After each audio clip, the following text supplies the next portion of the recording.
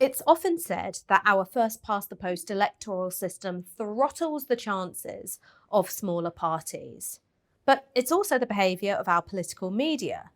Despite having had a very good set of results in this year's local elections, the Green Party of England and Wales have basically been starved of media coverage, while Nigel Farage gets to swim around TV studios like he's Scrooge McDuck. And I think that's a real shame. Because not only does that deny political parties their fair share of airtime in a democracy, it also means that voters don't get to make their minds up with all the relevant information, and that includes seeing Green Party politicians properly scrutinised on their policies. And that's exactly why today I'm being joined by Zack Polanski, Deputy Party Leader of the Greens in England and Wales. I hope you enjoy the interview. Zack Polanski, thank you so much for joining us. Thanks so much for having me. I'm really excited.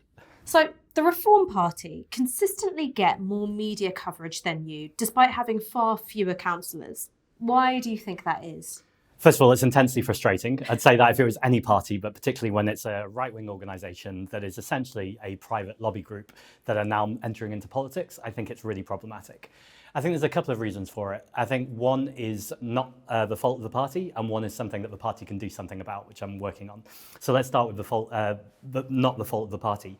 I think if you're defending the establishment, if you're frankly funded and your donors are the same people who are funding a lot of the establishment, including the Conservative Party, certainly the far right side of it, and in fact some of the Labour Party too, then naturally when you've got something to say, they're going to do everything they can to give you more media time, and they're going to amplify it. And in fact, they're going to encourage it if you're saying something divisive and toxic.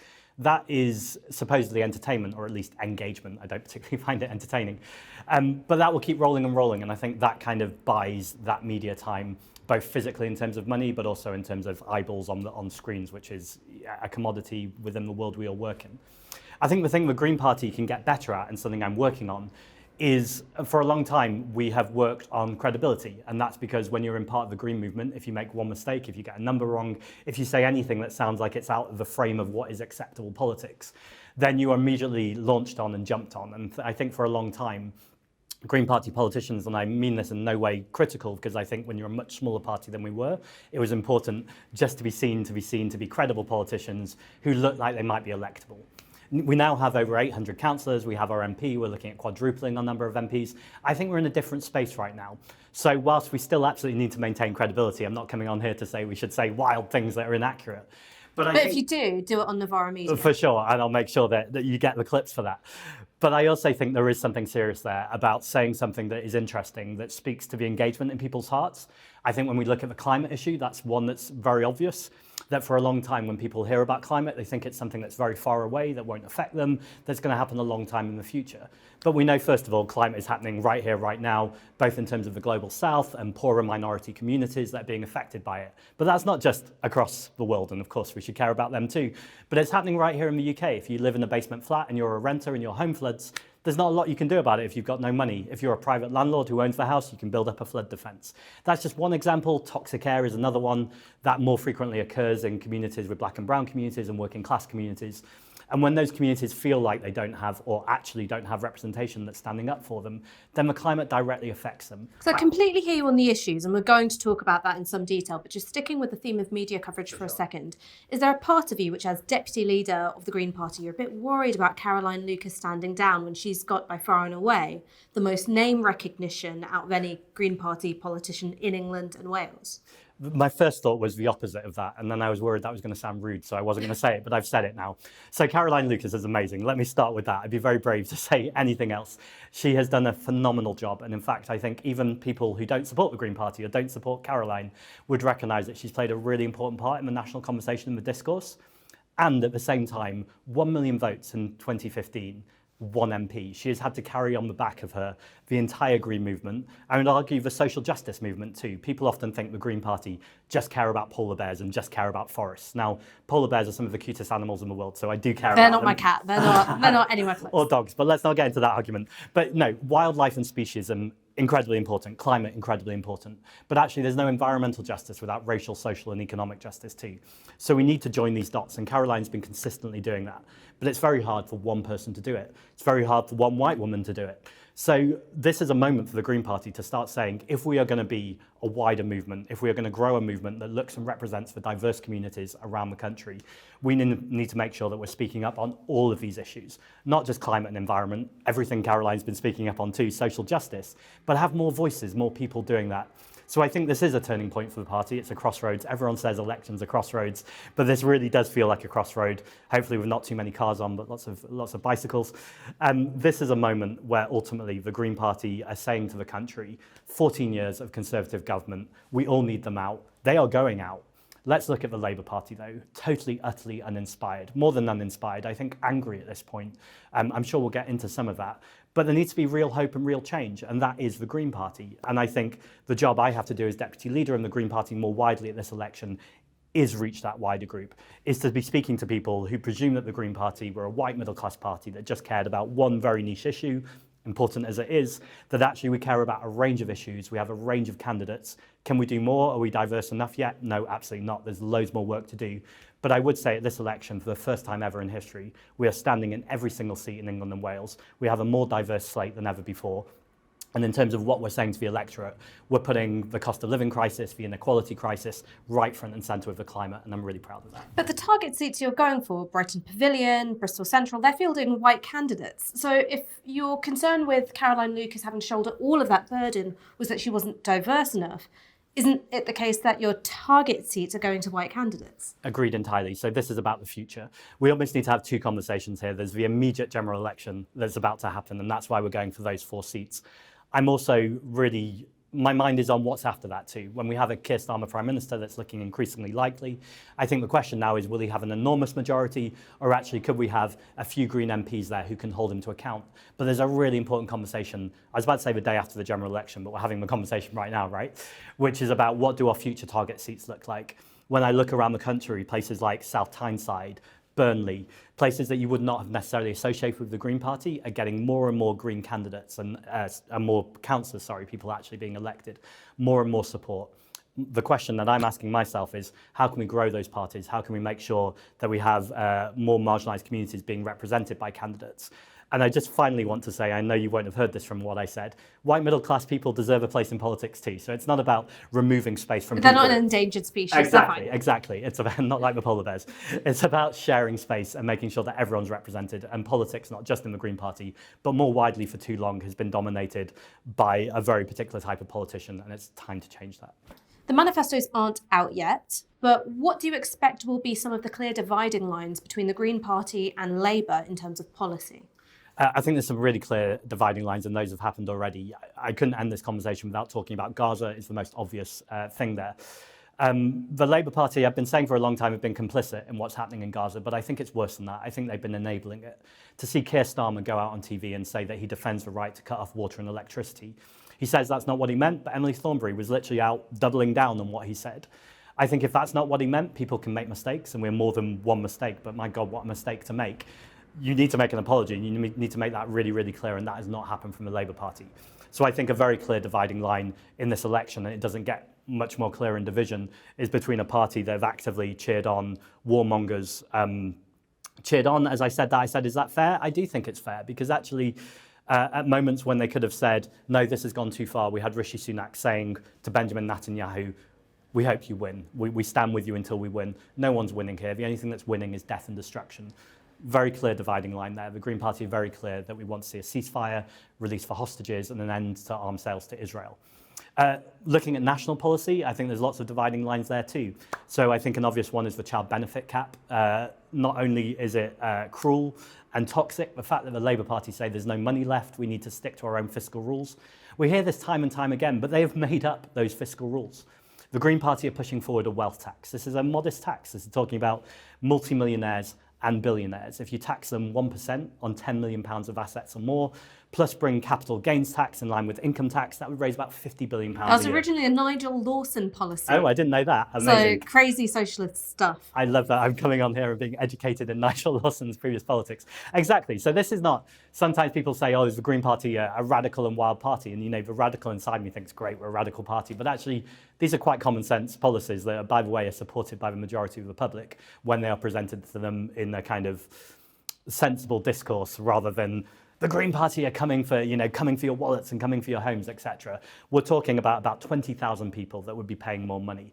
Now, when Rachel Reeves' wealth tax was put to her, the idea, she said, we don't need that money for anything. She said, we don't need to implement a wealth tax right now. So to be saying that you are literally okay with children being in poverty, they've not said that, but to be okay with children being in poverty, or at least not contradicting the idea that children are being in poverty and pushing forward policies that are actively implementing that, whilst not implementing a wealth tax, is also a huge dividing line. And then finally, I would say the climate is the obvious one. So the Labour Party put forward an idea of £28 billion on climate and energy policy. Now, when they were talking about this on the media, I was being careful not to challenge it too much, because I thought this was a really cunning ploy by Keir Starmer. I thought £28 billion is not nearly enough for the scale of the crisis that we're facing and the solutions that we can implement to do that. So I didn't keep challenging that number, because I thought what they were going to do was at the last minute say, of course we're going to do £28 billion. And then he was going to look like he was riding in on his white horse, some kind of climate champion. But then for them to not even match the scale of that modest number and to roll back shows the complete lack of vision from this Labour Party. So let me give you a quick example. If we insulate every single home in Britain that needs it, that's essentially a triple win. Of course it's good for the climate because it reduces emissions, really important. But it also reduces bills. And if we have a cost of living crisis, where we have some of the leakiest, most energy inefficient homes in Europe, it just makes sense to bring people's bills down. And of course, the people who are living in the leakiest homes are often the poorest people and people from working class communities who have spoken to their council and said, I've got mold on my walls, I've got damp on my walls, can you do something about this? The council has not responded, or the home has not been retrofitted. And so their bills are skyrocketing. They are literally being punished for living in poverty in the first place. And then finally, it creates good green jobs that we could have trade unions organised so they're getting a good, decent living wage, a proper minimum wage, things like ending 0 hours contracts, all those kind of conversations we need to have, which should be obvious to a Labour Party. But at every moment where Keir Starmer could step up and give a vision of how to tackle the climate emergency, not present it as a sacrifice, not present it as something awful, but actually a huge opportunity, he's completely failed. And can I say one final thing? Of course you can. I've said finally twice, which is very much politician speak, and I apologise for that. That's absolutely fine. There was a thought experiment that I read recently, which I love the idea of. Suppose it's the 60s, and we have achieved mass equality across society, and we don't have a climate crisis. And we get to 2024, everything's equal. We've solved the racial pay gap, the ethnicity pay gap, the gender pay gap, disability pay gap. Everything's good. But then we discover a climate crisis. And politicians come forward and say, look, we have to change everything from this point. That'd be a really difficult ask, because people are really comfortable, they're really happy, and you're having to change things. That would feel hugely disorientating for people. We're at this moment of huge inequality, where poor communities, marginalised communities are not represented. We live in a vastly unequal society. The inequality is just the symptom, by the way, not the cause. The cause is actually asset hoarding and wealth. And we've got a climate crisis. So this is actually a moment where we can tackle all of those things at once, and it's a beautiful opportunity to grab that by the reins. The Green Party are ready to do that. So when we talk about real hope and real change, it's because Keir Starmer is running around saying we need change. Yes, we need change. We need the Conservatives out. But we don't need the change that the Labour Party are offering. Incremental change that can actually make things worse in some places is just going to lead back to a Conservative government, or even worse, it's going to lead to a far-right reform government, or whatever that looks like in the future. And this is a moment where we don't have a minute. We've got to do this right now. Well, let's pick up this idea of green spending. So if the Green Party, for instance, had a role, perhaps a junior role in a future coalition government, and it was determining how to do green spending, would you be okay with there being a bigger headline number, but greater involvement from the private sector? So something along the lines of Blair-era PFI, or would that be something that you guys were like, no? I think we only have to look at the water companies to know that this would be a disaster. So Thatcher privatised the water companies and said, everything's going to be great. We're going to give the assets to private companies and to shareholders, everything's going to be fine. They are literally now financially incentivised to pump sewage into our water. The sewage in the water is problematic enough in itself, but I think what's really egregious is that it is cheaper and more beneficial for the shareholders to often do that. And then when we talk about nationalising it, I had this conversation with Sadiq Khan last week. So for those who don't know, I'm elected in the London Assembly. It's literally my job to hold him to account. Sadiq Khan is not the worst politician in the world, and I think on some levels, I really support some of what he does. And so from the day I was elected, I decided not to oppose for opposition's sake, but actually to cooperate with him when we agree on things, and then when there's gaps in his plans, to really expose those gaps. This is a huge gap. So I said to him, would you support nationalising the water companies? And first of all, he said, I'm the London mayor, I can't nationalise water companies, all things that were fair enough. And I said, okay, let's imagine you're the Prime Minister, or you're not just a random commentator, you're the Mayor of London who can speak to Keir Starmer, the Prime Minister. Do you want to see the water companies nationalised, where the shareholders pay and not the customers or the citizens? And he said, it looks like it's heading that way anyway. And I said, you're not answering the question. Do you want to see it nationalised? And he just kept refusing to answer the question. And I think we see this from this current version of the Labour Party, but it's been going on through Tony Blair too, which is the idea that the private sector can always step up. The market will always step in. So for you, the big outsourcing firms like G4S, Sarkar, formerly Carillion when they were still functioning, that would be a no-no for delivering on green infrastructure? I don't think that's contentious. If you look at, for instance, foster care, care experienced young people, there again is financial incentives at the moment. They are being treated as commodities. These are some of the most vulnerable people in our society who effectively become numbers within the private sector. So those are all examples that aren't climate. So let's reference that to climate. If we reach a situation where private companies, who again are donating to political parties, are able to decide who gets protected, who doesn't get protected, what that does to your insurance, that's even more dangerous when you're talking about something in the climate crisis. We saw this during the pandemic. If you lived somewhere that had a private garden, you had a great time. A great time maybe isn't fair enough. Our garden had rats. Right, okay, there you go. You might have had an unfortunate It wasn't garden. a good time. Right. But the disproportionality, I think, is clear, that actually if you've got open space where you can go to and a community where you can be physically distanced, you're going to have a much better time than, again, if you're in a basement flat and you've got nowhere to go to. Those are because those green spaces that should never have been private in the first place, that should always have been public, the financial and profit incentive were allowed to go there. I know you've interviewed recently Grace Blakely and Vulture Capitalism. I think this book makes the argument, as well as anyone I've seen recently, that if we allow the private motive to be the primary driver within tackling the climate crisis, then that is the road to hell. And ultimately, we will straight away, and we're starting to hear this already, we've moved away from climate denial to climate delay and now climate capitalism. The idea that the climate crisis is going to be fine because if we just invest enough and if we don't worry about workers' rights and we trample all over those things and we just make sure that Amazon and these huge companies are given the solutions and given the money, they will sort things out. In London, Bloomberg, Sadiq Khan and Bloomberg, or the GLA and Bloomberg, have a huge private-public partnership.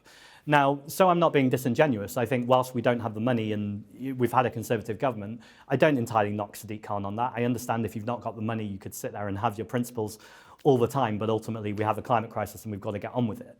But if the question is about a green government with power and with influence, we would always be making the case that public services should be in public hands. And it doesn't get much more public than tackling the climate crisis and making sure that the most vulnerable people are protected. I just want to move things on a little bit because the Jewish Labour movement accused the Green Party of protecting racists.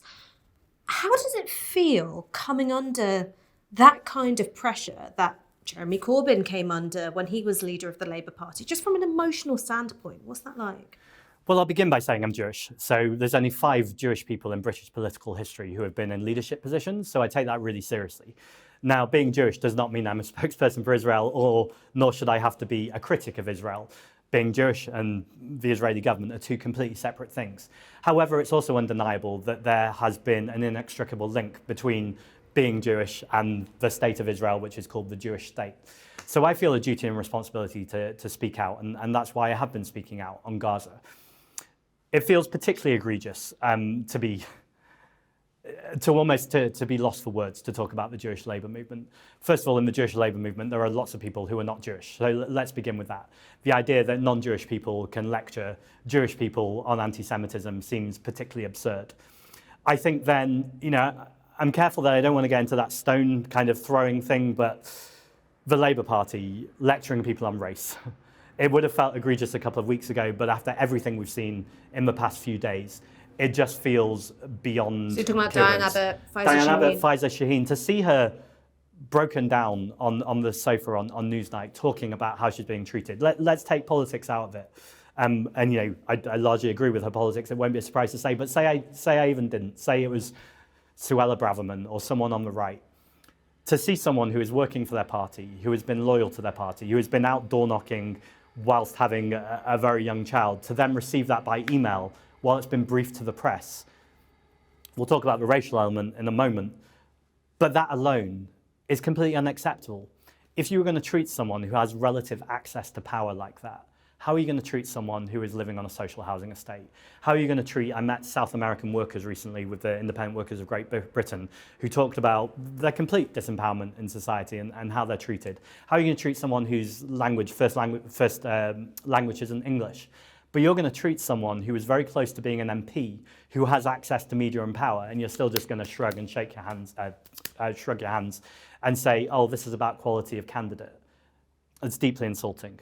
If you add race on top of that, it's beyond problematic. It's racist. And I think that should be called what it is. And I think when you see that it's happened to a working class Muslim woman, a Jewish person, a black MP, I mean, again, for Keir Starmer to call Diane Abbott a trailblazer, which she undoubtedly is, but then in the same breath to talk about quality of candidate, it's not even coherent. It doesn't even make sense.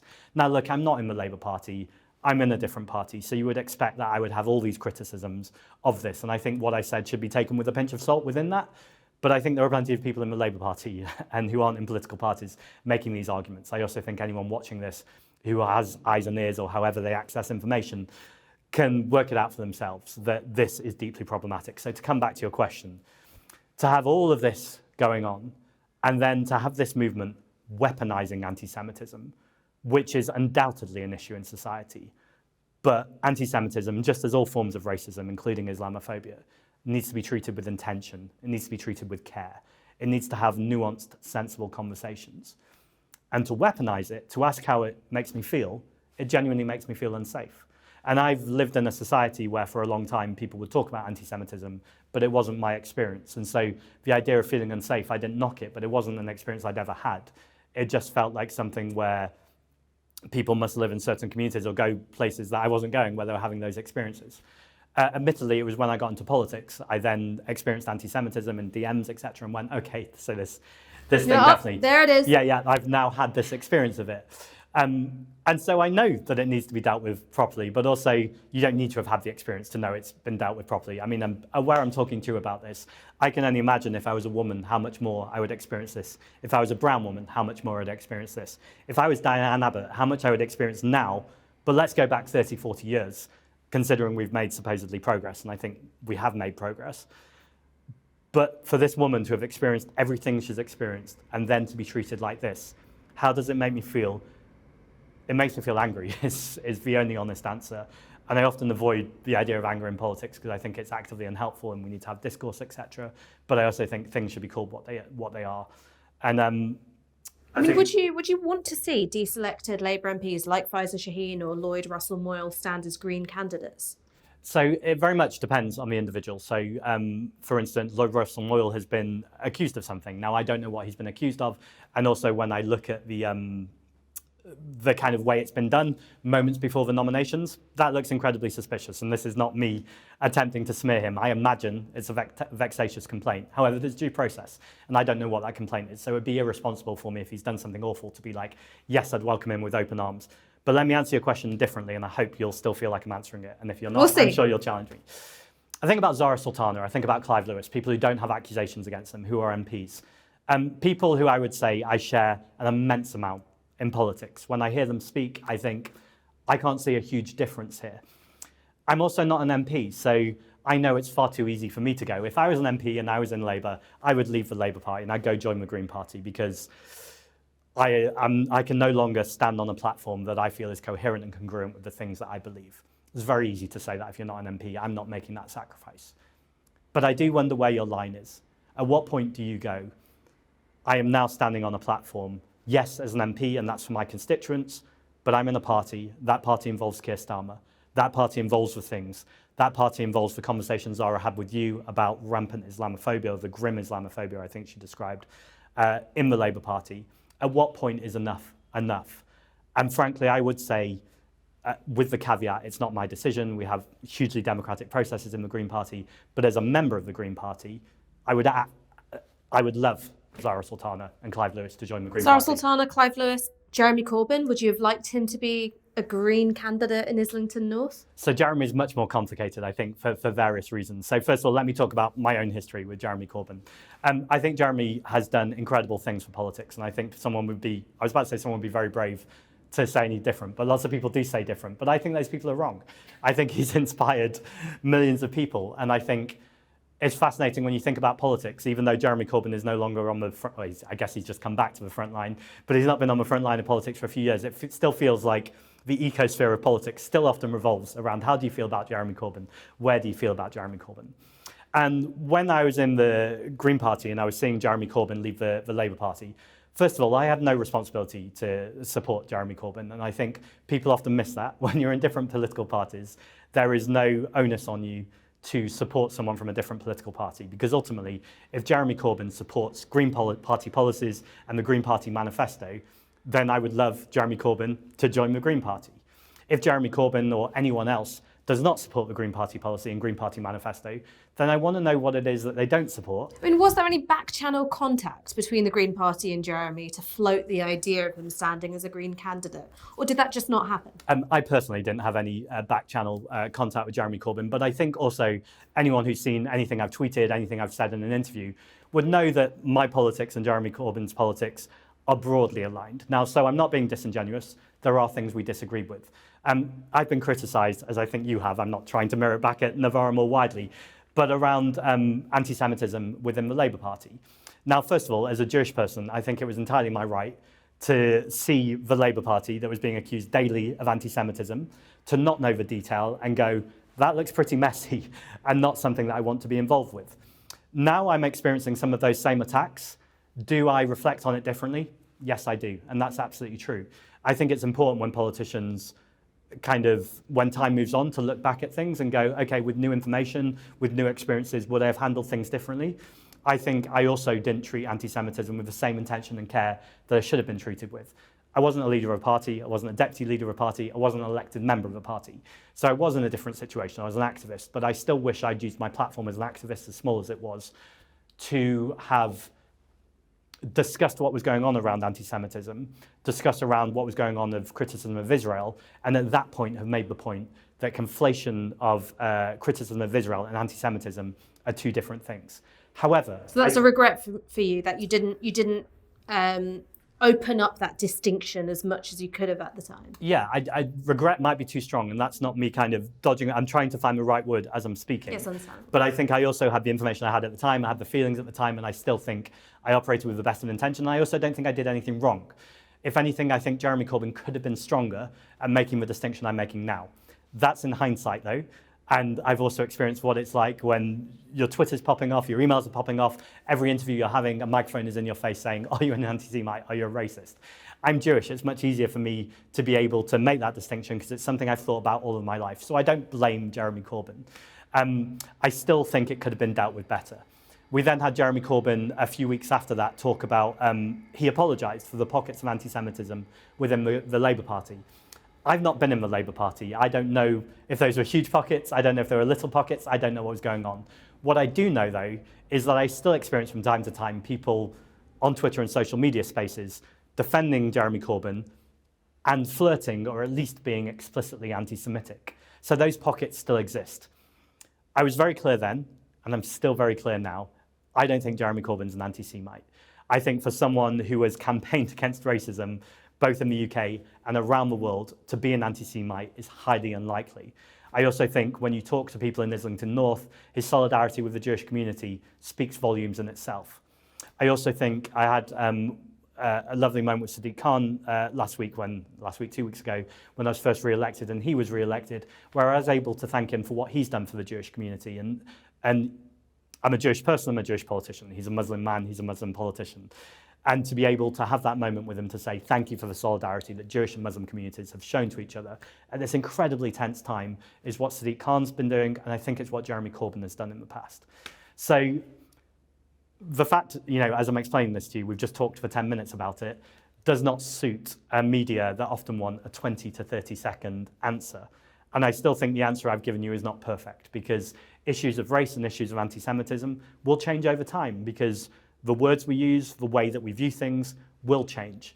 I think the criticism of Israeli government at this point, you almost can't be strong enough in your condemnation of Netanyahu. But I also think that condemnation can still spill into anti-Semitic tropes, conspiracies about globalism or Zionistic power and things like that. At the same time, people talk about an Israel lobby. There is undoubtedly an Israel lobby. So these conversations are all incredibly complicated, and they deserve much more nuance and credit than, for instance, I think it was the Community Security Trust who clipped a clip of Owen Jones defending the Jewish community, talking about Jewish people, and then put a montage saying he was obsessed with Jewish people as if he was some kind of anti-Semite. Again, that makes Jewish people in this country less safe. I think we need to have a much more adult, nuanced conversation, not just about anti-Semitism, but about race more generally. I want to put to you a provocation, and the provocation is this. So when Corbyn was leader of the Labour Party, the Green Party were sometimes very critical friends, shall we say. There were obvious areas of political alignment, particularly around the climate, issues of social and class-based justice. There were huge differences, particularly on Brexit, and also anti-Semitism did become more of a wedge issue.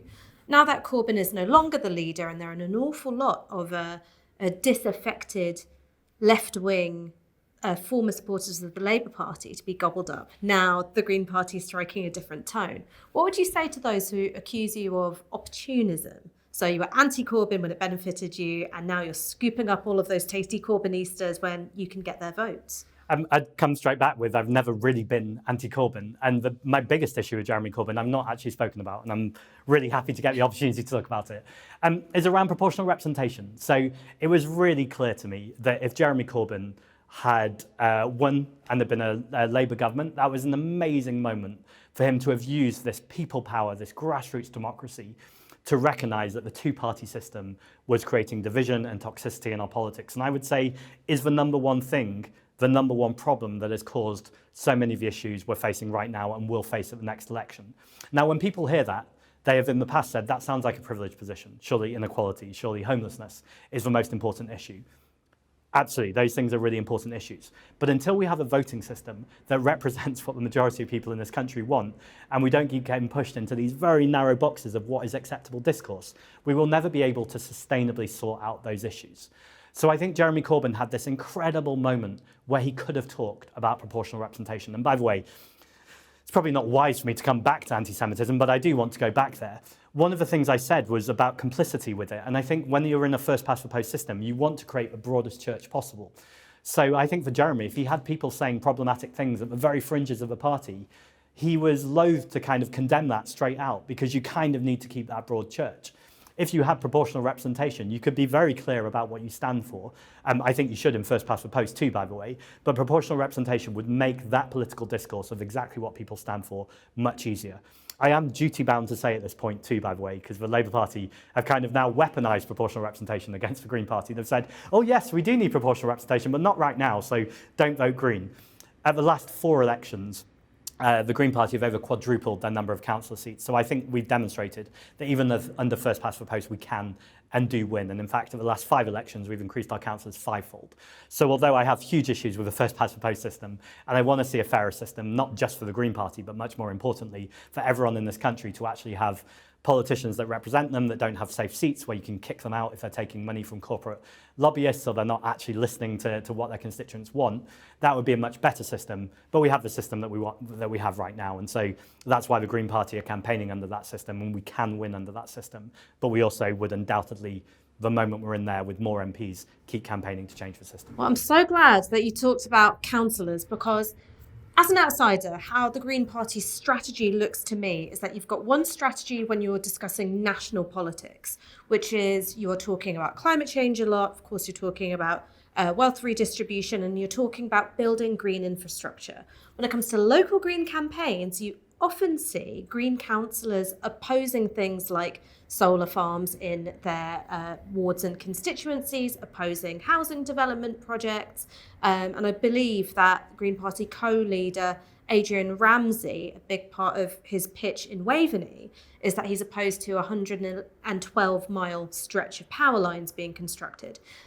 How can we trust you to come through on the big green infrastructure projects needed for decarbonisation when part of your electoral strategy is pitching for the votes of people who don't want that kind of thing in their backyard? Yeah, I'm really glad that you're asking this question because politicians always say that when they get a hard question. They go, I'm so glad you asked that. You're I not love glad this question. I asked that. No, I am genuinely really glad you've asked it because it's, in fact, I saw you tweet to say what are the positive and negative things of a Green Party. And even people that I know support the Green Party were saying, oh, I think they can be a bit NIMBY at times. Now, do you think that's true? I think it is true because I think any party can be NIMBY at times. But let me say why it's no more than the Labour Party and the Conservative Party, and I would even argue less than the Labour Party.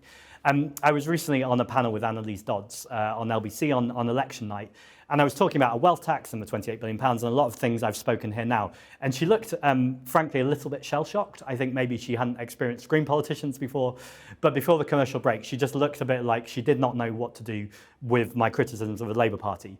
And then I saw her look at her phone, I saw her scroll on her phone, and then she suddenly was like, NIMBYs, you're all NIMBYs. And I've experienced this quite a few times with Labour politicians where if they don't know what to say to the Green Party, they're like, we will go on the NIMBY attack line. And I think it's unfair.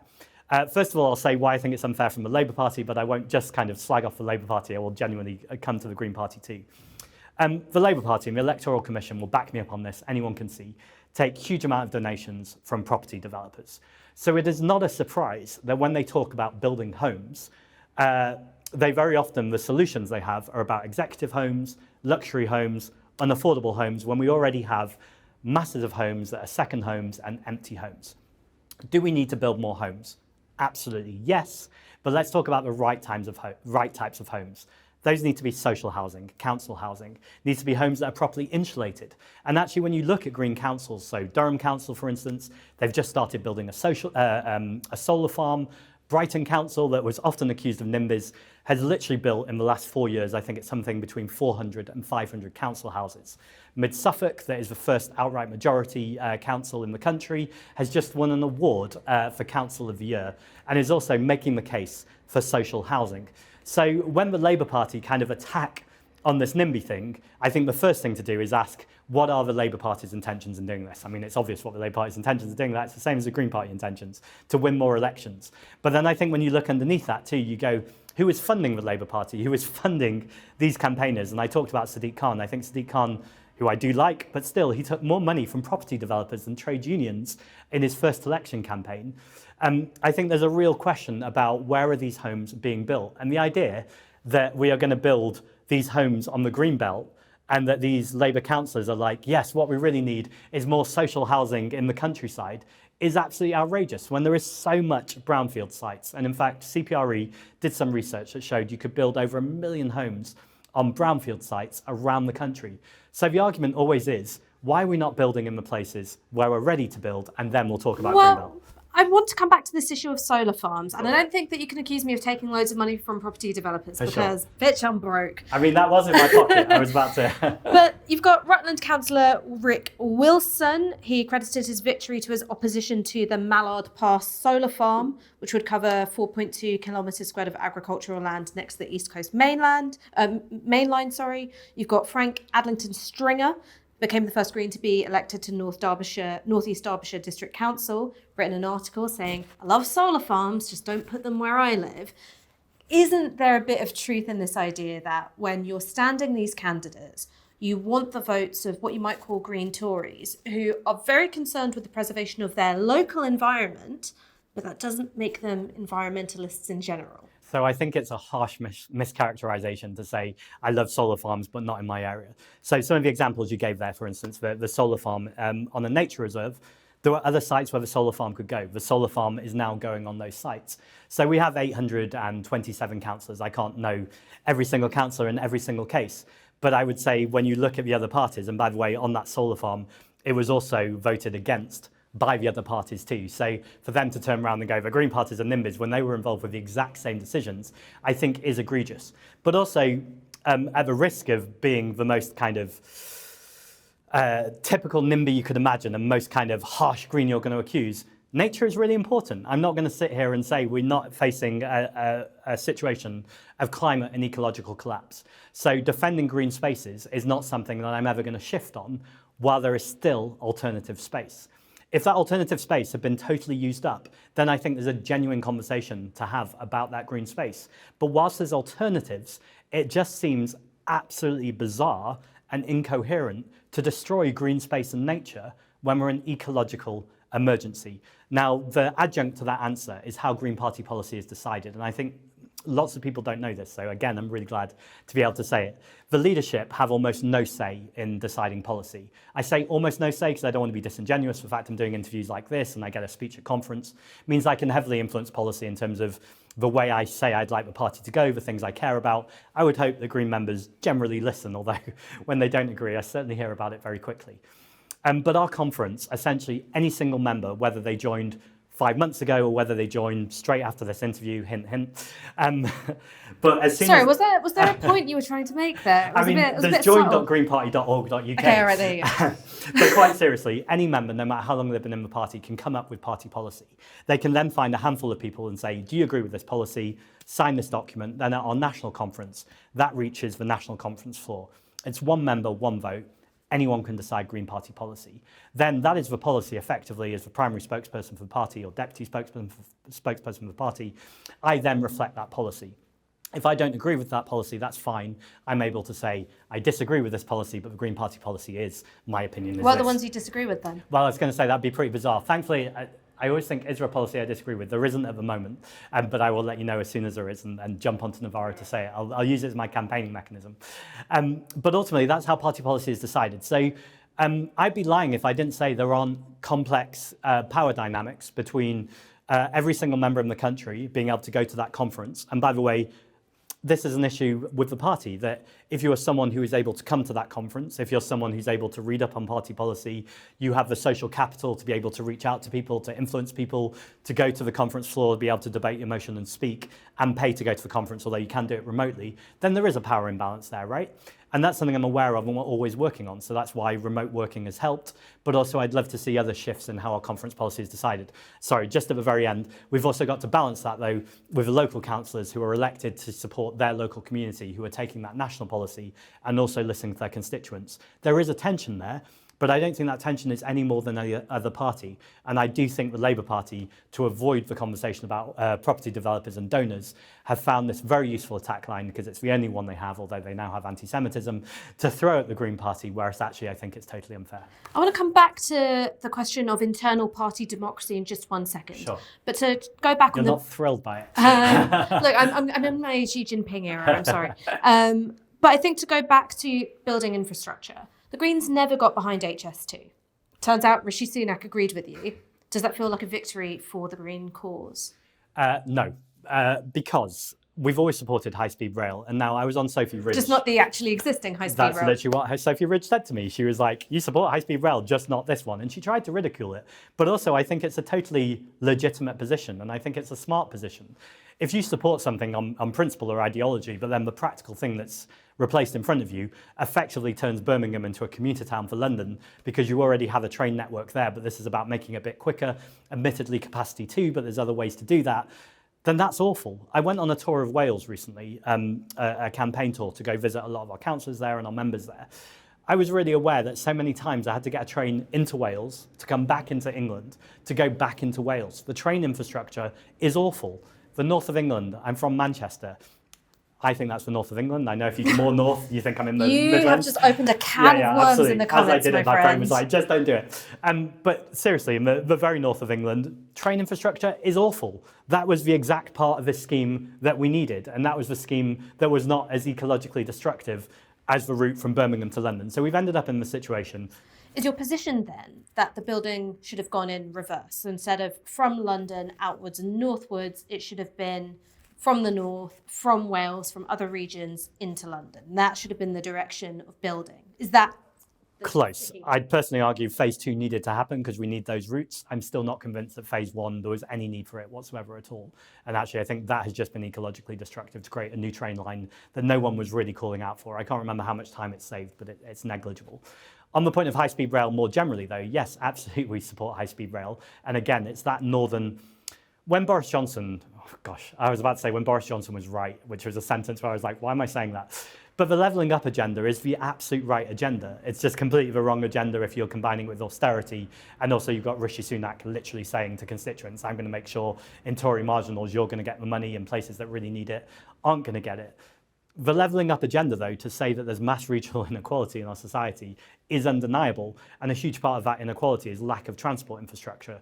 That's both, yes, on the national level in terms of trade lines, but also, so sometimes a criticism from a London politician is, I'm not going to understand what it's like to live in a rural area. But those who live in zone 6 or 7 of London, where the bus network and the tube network farmers is... Yeah, exactly. Well, yeah, farmers is another good example. London has... Oh, no, I think I was just cussing zone 6. I'm so sorry. You don't actually want to be seen agreeing with me on that. I couldn't possibly ever. But no, seriously, in those kind of outer regions, they're very often like rural regions. You know, it's very easy if you're in central London for me to cycle everywhere, which I generally do. But once you're in the places that have no cycle lanes, where if you need to get a bus, it's going to be expensive, it's not going to arrive, there's no bus stop that's comfortable, the bus journey is really expensive, it's cheaper to get in your private car, then all of those things are incentivizing people in the wrong direction. So ultimately, yes, we need this local infrastructure too. So you're saying that I came up with the same criticism as Sophie Rich, which is that you're into high-speed rail, you just don't like this actually existing high-speed rail plan. You're saying it with the same cynicism as well.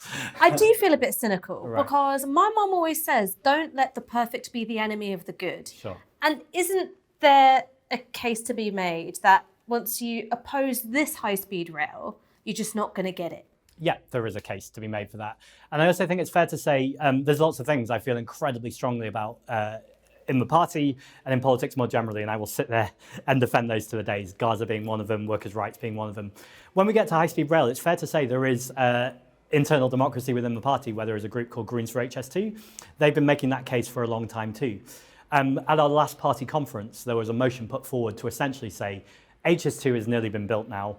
We look absolutely ludicrous still kind of opposing something because at this point, the ecological destruction has been done. You may as well get the train. Yeah, are we saying let's have the destruction, but let's still go campaigning against it? Or actually, should we now start to say we need to hold HS2 to account? There's also been huge issues, this might be a bit niche, but maybe not for the audience, around Old Oak Common, where the private land has now gone to HS2. So we've effectively taken what's public land to private capital, which is also hugely problematic. So that becomes the next conversation. And if I'm really honest, that's where I sit, where I go, this has been nearly built now. We do need high-speed rail. I think it's almost pointless relitigating what's happened in the past. And actually, let's look now how we can get the best kind of offer for this. As your mum says, your mum sounds pretty sensible. Don't let the perfect be the enemy of the good. And I think it's constantly a Green Party dilemma. I feel this with Sadiq Khan all the time. He often presents things, and the thing I always want to avoid saying is Green Party politician says not green enough. Because I just think if something's pretty green and he's facing adverse political pressure, ultra low emission zone being an example, it's not the perfect scheme. I think there is unfairness baked into it, and I think road user charging, where it's specific to the vehicle, would be a lot fairer. But I also saw someone who'd taken what had been a Green Party policy previously, willing to take political adversity, even from his own party, where frankly Keir Starmer was telling his own MPs, don't go defend Sadiq Khan. And I thought, you know what, the man deserves a break. And I was out that day. I think I was probably the only politician, along with Sadiq Khan and other people from the Green Party, who was out there defending the ultra-low emission zone. Wasn't perfect, but don't let the perfect be the enemy of the good. So I think your mum's right, and I do think on HS2, it's fair to say there's nuance to the conversation. I want to come back to this question of nuclear is the same, by the way. We might go there, but I also think it's a similar space. Well, you raised nuclear. Yeah, absolutely. Nuclear, NIMBY-ism, let's do it all. All right, go on. So, I mean, there's an argument, and my colleague Aaron Bastani makes this very often, that we absolutely need nuclear if we're going to make a green transition, that hydroelectricity, that wind power, these are simply not reliable enough for the energy needs of this country in a green transition. Yeah, so I've had this conversation with Aaron on Downstream, so I was about to say people can go back, but let's enjoy the present conversation. First of all, Aaron is wrong, and I'll say that to his face, but there's a book been written called No More Miracles Needed, which looks that we can get to 100% energy on renewables, so wind, tidal, solar. That can happen. My opposition to nuclear, and that's why I say it's similar to HS2, the arguments against nuclear have always been about safety and about waste. I think you can get over these things. I think those are legitimate problems right now, and I can't see solutions. But I also go, if you wanted to change the tide of political strategy and go, we are going full in on nuclear, let's work this out, I think that probably is doable. I think with technology, you could work it out. The problem is how long it takes to invest in nuclear. And it's a bit like 10 years ago deciding we're going to invest in the fax machine when it's clearly an old technology. And all of these new technologies are there that can go 100% renewable, where you don't need to solve the waste issue, you don't need to solve the security issue. And I think there's a democracy issue here too. Community energy, which I'm full in on, renewable energy that communities can have together, wind turbines, etc., where that money can go back into the grid and give money to the local community so they are more connected to where power is coming from, it's cleaner, and also it encourages a more cohesive community, because then that community can decide together, what do we do with that money? Do we invest it in local services? What happens with it? I think is a much more beautiful model than kind of the Boris Johnson model of, if we could just build this big infrastructure thing, I've got a legacy, it looks great. But actually that's really bad, because when it breaks down or it doesn't work, there's a huge resilience issue there too. So is your argument for a much more decentralised national grid? You've made my argument for me. So again, it's not, I would not sit here, many Green Party people would, and say I'm massively anti-nuclear. I just don't think nuclear is the right solution. And so when I think the right solutions are there, the solutions are there, we can afford them, we can do it. We could start it tomorrow if we just hadn't cut the green crap, which David Cameron did in 2015, which has cost people thousands of pounds worth on their bills. We could recorrect that problem with the technology we have, rather than kind of this technocratic solution of hoping we can build these new big things that are going to save the world. The last question I have is about internal party democracy, because one of the things that came up on Twitter when I asked people, what are your perceptions of the Green Party, positive and negative, there was NIMBY-ism, there was the anti-nuclear stance, and there was a sense of political naivety. I understand that the Scottish Greens are a different, separate, independent party, but they're also very democratic, and I think that it speaks to a question of political culture, which is ultimately, the Greens' very democratic culture meant that members got a say over the Butte House Agreement. There was going to be an extraordinary general meeting to basically put the continued existence of the Butte House Agreement to a Green Party membership vote, Scottish Greens Party vote. And that's what prompted Humza Yousaf to say, right, I'm sacking you. And he ended up defenestrated. It was pretty bad. You could have couched it nicer. Yeah, he said, I'm sacking you, and then he ended up having to resign. That's true. What has ended up happening now in Scotland is not that you've ended up with a more progressive government. Certainly not more progressive on the issue which prompted the re-examination of the Butte House Agreement, which was trans rights. Is there a problem that when you have a political party membership, as empowered as the Green Party membership are, that issues of political strategy, speaking to the concerns of the wider electorate, including Green Party voters, that's drowned out by the wishes and perceptions of a very, very active, very mobilised, but not necessarily representative activist base? Great. So I think two things. First of all, the Scottish government. I'm really incredibly proud of Scottish Greens, and you're right, they're an independent party. But when it came to it on trans rights, trans men are men, trans women are women, non-binary identities are valid. And I just think that should not be contentious and controversial, but we know an incredibly toxic environment towards trans people. To have a party in government who are saying that's a red line, we're not willing to cross it, we're going to protect a marginalised group, which frankly might not win votes. I think it probably does. I think the majority of people in this country are compassionate and kind and humanitarian, despite what the right-wing media often say. But didn't their actions inadvertently set the cause of trans rights back? Because you've ended up with a less, I would say, pro-trans SNP leadership now than you had with Humza Yousaf. I think nothing would have emboldened right-wing voices more than a party not being willing to stand up and say this is a red line, and to say this is a red line we won't cross. I totally accept your question, which comes to the second part of what I was going to say. Is it convenient for me that we have an incredibly democratic party? Absolutely not. It's the most inconvenient thing you could possibly imagine. Something happens in the news that we don't have party policy on, I'm asked to respond. We do not have a political culture in this country that understands democracy at that level, that understands what it is to empower communities and to empower people to be able to speak out. So that creates a huge set of barriers and problems to be able to be a fast-moving, agile party. In the exact same breath, I would defend that as hard as I possibly can, because it's doing politics differently. And we know the way politics has been done in this country for a long time is failing. And people sometimes say, I want to leave the Labour Party, and I've left the Labour Party, but I just need a minute before I join the Green Party. I'm in trauma, I've got PTSD, and those are some of the extreme examples, but I think are particularly legitimate. But for other people, it's just, I don't want to join another party for a minute. We don't have a minute. Marginalised groups don't have a minute. Trans people don't have a minute. Disabled people don't have a minute. The climate emergency doesn't have a minute.